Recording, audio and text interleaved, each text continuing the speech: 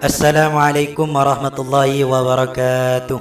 Berikut ini adalah tanggapan Gus Fahrul Razi dalam podcastnya terkait debatan nasab para habaib yang ada di Indonesia. Simak videonya sampai selesai biar tidak gagal paham.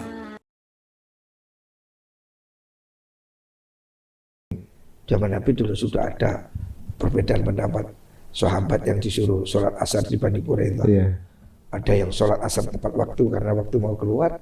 Ada yang memilih ke tempat tujuan karena Nabi melarang sholat selain di situ. Akhirnya ada dua kelompok. Satu sholat asar tepat waktu, satunya keluar waktu karena Nabi menyuruh sholatnya di sana. Setelah ketemu Nabi, ya Nabi diem aja. Pasti kan gak mungkin benar semua. Ya. Pasti salah satu salah ini. Ya. Tapi Nabi juga gak marah, Nabi ya senyum aja, diem aja. Jawaban Nabi apa? Gak jawab, Nabi ceritanya Nabi diem. Padahal ini dua hal itu pasti bertentangan. Jadi Nabi bilang, jangan kamu sholat asar sebelum kamu sampai di Bani Quraidah. Di perjalanan sudah waktu asar. Ada yang mengatakan kita harus sholat asar, nanti di sana kita keluar waktu. Tapi yang bilang enggak, kita kan nggak boleh sholat selain di sana. Akhirnya terjadi dua kelompok. Ada yang sholat tepat waktu karena memang perintah sholat tepat waktu. Ada yang enggak, saya nggak akan di situ karena Nabi perintahnya di situ. Kan nggak mungkin dua-duanya benar, pasti salah satu salah ini. Ketika ketemu Nabi, Nabi diam. Padahal ya nggak mungkin dua-duanya benar, mesti satu salah ini. Tapi dua-duanya niatnya benar tapi kan? Iya, yang satunya itu karena mengikuti perintah Nabi suruh sholat di sini. Yang satunya karena perintah Nabi sholat itu tepat waktu. Iya. Tapi kan yang benar yang mana ini? Kok masa benar semua? Ya itu Nabi tahu, tapi Nabi nggak menyalahkan ini, nggak menyalahkan yang ini. Tapi saling menghormati aja gitu kan? Iya, Nabi aja. Saya pikir kenapa sih kita nggak bisa begitu? Nabi aja bisa. Iya, benar-benar. Artinya perbedaan kita ini kan nggak separah itu. Ini kan betul-betul loh. Ini sampai keluar waktu sholat. Ini sholat tepat waktu. Wah ini gimana ini? Tapi masing-masing punya alasan kan? Ya sudah. Nabi ketika selesai dilapori, Nabi diam aja. Nggak nyalakan satu, nggak benarkan yang satu. Ya sudah. Apa dulu ya? Apa namanya diksi Kiai waktu itu ke saya tuh? Jangan memonopoli apa tuh? Kebenaran ya benar. Jangan memonopoli kebenaran itu diksi. Betul. Memang harus begitu. Jadi kita ini kalau Imam Syafi'i kan mengatakan begitu. Pendapat saya ini benar, mungkin salah. Ya kan? Pendapat orang lain saat ini menurut saya salah, tapi mungkin dia juga benar. Artinya tidak boleh saya pasti benar, dia pasti salah, nggak boleh. Ada legowonya juga. Harus ya. Makanya Imam Syafi'i mengatakan kalau suatu saat nanti ada hadis sahih yang bertentangan dengan pendapat saya, maka saya revisi pendapat saya hidup ataupun saya mati. Artinya beliau dengan gentle mengatakan bisa kalau memang nanti suatu saat ada kebenaran dia pendapat saya salah, saya revisi, saya hidup ataupun mati. Oh, zaman sekarang nggak mau sulit untuk menerima. Sekarang ada yang bilang siapapun ulama sedunia berfatwa saya tolak. Lagi mana? Ente emang nabi? Mestinya kan ya saya begini, Anda begitu kan selesai. Iya. Nggak terus kemudian saya pasti benar, Anda pasti salah. Itu masalahnya harus ada kesediaan untuk berbagi kebenaran. Menurut saya ini benar. Tapi ya mungkin Anda juga benar. Kan kalau saya pintar berarti Anda bodoh. Benar. Wah, berarti memang harus banyak referensi untuk lebih menyikapi dengan lebih dewasa begitu kayak. Dan salah satu kunci itu ilmu, Mas. Kata Syed Muhammad Al-Maliki, kalau orang itu pintar, tandanya dia semakin sedikit nyalahkan orang. Iya. Karena dia tahu alasannya. Sesuatu itu kan menimbulkan aneh kalau nggak tahu alasannya. Kalau tahu alasannya kan ya sudah. Kenapa kamu begini? Karena ini ya sudah tahu. Sesuatu itu sulap sekalipun hebat sekali kita kagum. Kalau dikasih tahu triknya, oh ternyata begini ya kan sudah. Jadi selesai. Oh iya gitu ya. Kok ini tangan kok bisa dipotong? Oh ternyata bengkok. Ya sudah. Berarti kan cuma karena belum tahu ini. Karena belum tahu. Saya juga teringat ungkapan salah satu ustaz yang bilang kalau kita hidupnya masih mengkoreksi ibadah orang lain berarti kita belum dewasa katanya. Kalau kita mengkoreksi diri sendiri, nah itu lebih dewasa gitu. Betul. Lebih mengkoreksi diri sendiri. Iya, jadi harusnya begitu. Dibutuhkan memang waktu atau juga mungkin banyak referensi kali dengan mengetahui banyak perbedaan yang justru persamaannya banyak sebenarnya. Lebih banyak persamaannya. Jadi kita itu harus mesti tahu lebih banyak. Jadi kalau orang itu ada ilmu, kemudian dia akan tahu alasannya, sehingga dia nggak mudah nyalahkan orang. Dan orang juga harus mengakui keterbatasan. Namanya manusia itu pasti ada keterbatasan. Jangan kita Imam Malik aja seorang gurunya Imam Syafi'i mengatakan kita ini kulluna radun wa mardudun ila sahibal kubri syarif. Kita semua ini bisa menolak, bisa ditolak kecuali Nabi. hanya Nabi yang nggak boleh ditolak. Kalau yang namanya manusia, ya pastilah ada kekurangannya, ada kelemahannya. Makanya nggak boleh kita itu terus kemudian mengklaim kebenaran tunggal. Saya pasti benar, Anda pasti salah. Saya Muslim, Anda kafir, nggak boleh. Ana khairum minhu gitu ya. Nggak boleh, itu setan. Ya ini yang harus disadarkan, harus disadarkan. Jangan ada narasi kebencian. Ini yang sekarang kita sedih itu begitu mudah orang mengata-ngatai orang. Ini itu untuk apa sih? Gitu. Dan banyak hal yang sekarang kita ini karena medsos, Mas. Ya. Ringan jempol. Gorengan medsos itu kan tinggal share gitu kan. Sehingga orang itu kemudian dimakan mentah-mentah. Seakan-akan kalau sudah ada di YouTube itu benar. Padahal sekarang siapapun kan bisa bikin konten. Iya, benar. Ya kan? Dan jadi ini yang salah satu fitnah akhir zaman ini ya ini medsos ini. Sehingga orang itu yang tidak ngerti apa-apa merasa pintar. Hanya berbekal dengan konten dia itu merasa sudah hebat sekali. Padahal dia itu tidak tahu apa sebelum dan sesudahnya. Kan dipotong begitu aja kan. Saya juga dulu begitu kayak jujur aja dulu. Saya dulu nyantri, pesantren saya namanya pesantren YouTube ya. Ya berjalan dengan waktu akhirnya mulai dapat banyak referensi walaupun masih banyak sekali kekurangannya. Justru Islam ini multi angle ya dan holistik gitu menurut saya. Jadi kadang-kadang kalau kita nggak paham terlalu reaktif, justru siapa tahu kita belum tahu gitu. Iya harusnya begitu. Jadi harusnya kita tidak mudah nyalakan orang. Mungkin kita belum tahu, itu yang benar. Makanya Imam Malik itu dalam 10 pertanyaan dia menjawab 7 itu saya nggak tahu. Jadi tanda orang berilmu itu jujur, bahkan saya tidak tahu. Itu berarti dia punya ilmu. Tapi kalau dia ngasal itu berarti orang nggak tahu. Jadi kalau nggak tahu bilang aja nggak tahu. Terus jangan terus ngarang-ngarang sendiri semua. Terus setelah itu ngaku benar sendiri. Nah, ini yang berbahaya. Jadi hari ini saya lihat fitnah itu banyak disebarkan ya dengan maraknya sosmed, kemudian orang itu percaya tanpa tabayun, pokoknya lihat judulnya. Kadang konten itu judulnya dengan isinya nggak sama. Iya kalau kita memang sebagai pelaksana channel ya judul kadang-kadang clickbait gitu kan. Iya, judul. Kadang-kadang orang yang jadi masalah adalah karena minim literasi. Kadang-kadang orang menyimpulkan dengan singkat, cukup dengan judulnya saja atau teaser. Iya, gitu kan. Iya, jadi sedikit sudah semua dihukumi begitu. Padahal kadang bingung ada orang saya lihat. Ya Allah, isinya begini, judulnya begitu. Makanya saya paling nggak suka ya orang nge-share di potongan-potongan yang itu kan berbahaya sekali. Karena ada konteksnya yang hilang gitu. Nah itu yang membuat kita gampang saling menuduh, terus kemudian judgment, dan juga memang kayaknya ada yang sengaja bekerja untuk itu. Jadi saya lihat itu beberapa grup ya. Satu orang itu selalu nge-share itu di grup ini orang itu aja. Jadi ada satu orang yang bekerjanya seperti itu. Jadi saya itu kan dimasukin beberapa grup, puluhan grup. Ada orang tertentu itu di sini. Jadi dia itu sekali grupnya sama beliau tuh sama satu grup terus. Iya, jadi dia itu di beberapa grup itu sama dan sama isinya. Pokoknya dan kayak orang beol itu terus pergi. Jadi karena nggak apa-apa, jadi mau sengaja.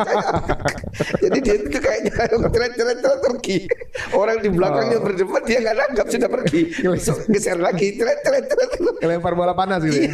Waduh, ini orang gaya pergi ke toilet ini. Dan itu rutin, Mas. Saya titeni ya di grup WA itu ada beberapa orang itu saja sama orang itu nge-share itu di beberapa grup. Terus gaduh di belakangnya, gaduh. Terus makanya saya ngapain gitu itu kok ditanggap ya. Nah ini yang kita ingin masyarakat harus semakin sadar ya, bahwa menyebar kebencian itu dosa. Itu termasuk namimah. Orang mengadu domba itu tidak bisa masuk surga. Saya selalu ingat jangan adu domba. Kalau memang itu belum pasti benar, nggak usah di-share. Gitu. Benar pun kan baik apa enggak kan mesti gitu. Kalau nggak baik untuk apa di-share gitu. Yang banyak ini fitnah, yang banyak ini aib orang. Berarti kan dosa itu. Orang kan kubencar sekali aibnya siapa dikeluarin aibnya siapa. Alhamdulillah. Mengerikan sekali, saya itu sampai bingung lihat konten WA itu. Saya sudah keluar dari banyak grup. Masukin grup isinya bertengkar, saya keluar. Ngabisin baterai itu. Okay. Saya keluar gitu aja karena ini ngapain ngeliatin orang gila ini. Ya mudah-mudahan dengan penjelasan Kiai ini makin tercerahkan kita untuk lebih bijak kali Kiai ya. Untuk menanggapi sesuatu yang beredar perlu kita cross check dulu, perlu kita tabayun dan pastikan kita jangan sampai jadi korban narasi begitu ya. Insyaallah mudah-mudahan. Dan kalau kita pahami juga teman-teman semua yang sebenarnya kalau kita pikir sebenarnya persamaannya jauh lebih banyak dibanding perbedaan mereka. Pasti, Pak, pasti. Tapi kadang-kadang kenapa justru perbedaan itu yang digosok terus ya? Mungkin alhamdulillah sekarang dapat penjelasan nih. Padahal Nabi itu ngasih kriteria gampang. Nabi bilang itu orang sholat seperti saya, berkiblat sama, makan sembelihan yang sama, dia golongan kita. Itu udah jangan yang beda-beda itu jangan dilihat. Sholatnya sama nggak? Kiblatnya sama nggak? Ya sudah. Oh, Man sholatana wa akala dabihatana fahuwa minna. nggak ada syarat yang lebih tinggi dari itu. Nabi itu cuma kayak gitu aja. Jadi kalau sekarang ini ada yang ini Islam tapi bukan ini gitu. Syaratnya lebih tinggi dari syarat Nabi berarti. Dan Nabi itu man sholatana wa akala dabihatana fahuwa minna. Siapa sholat seperti sholat kita, makan sembelihan seperti kita, yaitu golongan kita. Titik. Nggak harus kunutnya bagaimana, nggak harus jenggotnya seberapa, nggak harus celananya seberapa. Harus tahiyatnya mau gue yang mau enggak. Iya, gitu kan. Jadi yang penting dia sholat seperti sudah. Jadi kita mestinya ke titik-titik persamaan ini. Jangan terus kemudian kita itu mencari-cari hal yang nggak perlu.